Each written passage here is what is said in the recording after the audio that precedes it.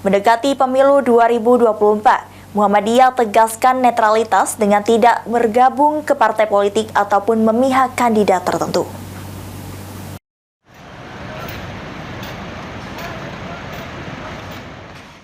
Mendekati pemilu 2024, Muhammadiyah tegaskan netralitas dengan tidak tergabung dengan partai politik ataupun memihak kandidat tertentu.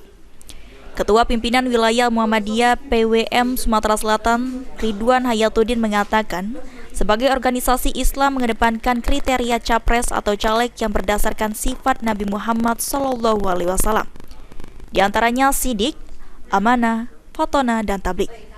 Warga Muhammadiyah atau umat muslim diharapkan dapat menggunakan hak pilihnya pada pemilu mendatang. Menanggapi pemilu ini sebagai organisasi Islam, bagaimana Muhammadiyah menyikapinya, Pak? Menanggapi apa? Bagaimana Muhammadiyah menyikapi pemilu mendatang, Pak? Muhammadiyah organisasi Islam. Muhammadiyah tumbuhnya itu sebenarnya pengaruh politik penjajahan Belanda, sehingga sang pencerah Ahmad Dahlan melihatnya adalah ini persoalan sumber daya insani, maka Muhammadiyah lebih mengedepankan pada pembangunan manusia, bikin sekolah, bikin rumah sakit, dan sampai hari ini begitu.